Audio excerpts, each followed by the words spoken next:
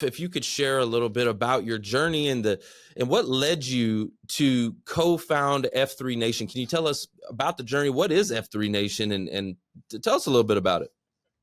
Yeah, absolutely. So look, this was something that a friend of mine and I started here in Charlotte, North Carolina, in 2011. The three F's in F3 stand for fitness, fellowship, and faith. And we had encountered a mode of working out together with a group of other guys, literally in a park here in Charlotte, that really changed both of our lives. My co-founder is a guy named Dave Redding, and that really changed our lives. And when that workout was closed to newcomers, it got too big. It got to be about 25 guys, and the guy who had started it felt like that was too many guys. He didn't know everybody who was out there, and so he said, "You know what? We're not going to have any newcomers out here anymore." This was in the summer of 2010, and Dave and I. This is literally a free workout for guys on a jungle gym at the park near downtown Charlotte, every Saturday morning at 7 a.m. And you just show up and work out for an hour. It was kind of muscle confusion, all body weight exercises and running. And it made a huge difference in both Dave's and my fitness, as well as kind of the fellowship and the friendships that we developed through that group. And we kind of looked at each other in the fall of 2010 and said, this is crazy. We got to get this in front of more guys. And so what we started on January 1st, 2011 turned out to be a movement that's gone, all across the country and 15 countries around the world now, of free workouts that are led by the guys who participate in them. And nobody's holding a clipboard and counting your reps and getting paid.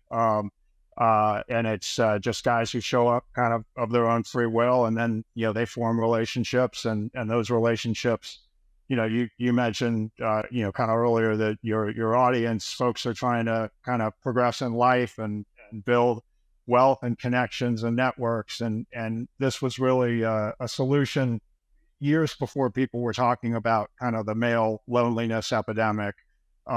To that problem. And Dave and I had kind of seen that in our lives.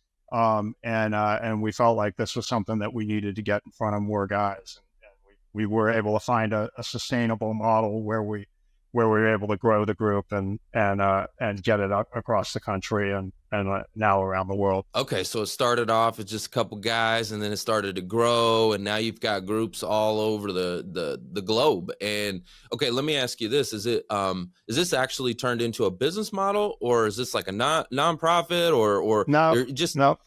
Give it away, man. Give it away. And that, look, I'll tell a story of my stroke later on, and we can sort of get into that. But this was something, we put some copyright protection around it, around the name F3 and the logo. It's fairly distinctive. But we said, you know what, we're gonna run this as a not-for-profit, and we're gonna find a way to make a little bit of. We basically do a royalty on gear sales that bears the logo on it, and that funded our ability to, when we needed to, put guys on planes. But what ends up happening is you give a guy fitness and he's not paying for it, and you give him all these friendships that he develops through the workout group, and their guys are willing to do a lot of stuff for you, like get in a car and drive, to the next city to help plant a new workout there and to encourage people and teach them how to grow it and lead it. So we did it on a model of shared leadership. We never took responsibility. We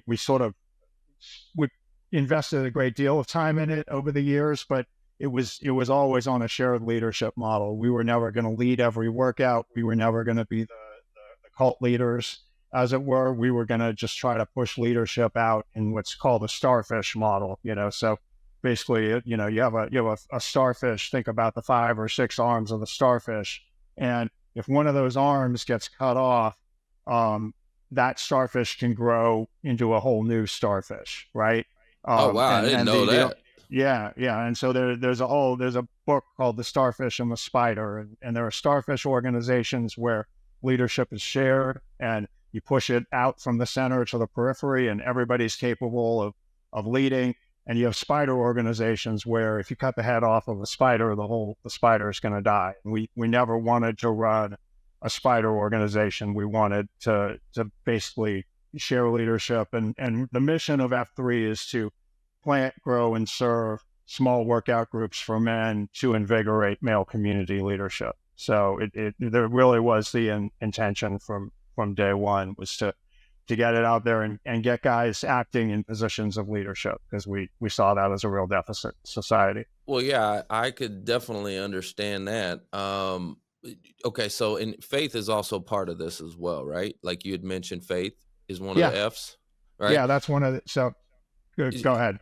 Well, I was going to ask you, so I'm sure, I mean, tell me some of the like transformation stories that you've seen through this. I'm sure it's made an impact more than just fitness, right? Like I can imagine that's why people are going, but there's just probably a lot more. There's fellowship there, there's the faith aspect.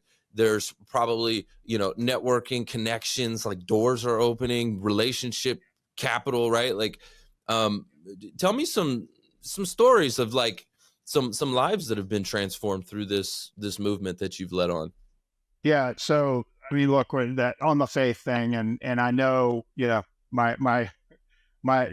total addressable market for F3 is basically 50.2% of the world's population, right? All the men in the world, theoretically. But we knew, what we saw happening when guys got involved in the workout was they got fit, right? And that was a relatively easy thing, because you invite a guy to a free workout, and that's a pretty easy invitation to make. Hey, you lost 20 pounds. That's great. How'd you do that? Oh, I'm working out with these guys in the park. You should come along. That's kind of easy. Probably easier to do that. Probably easier to do that than invite them to church.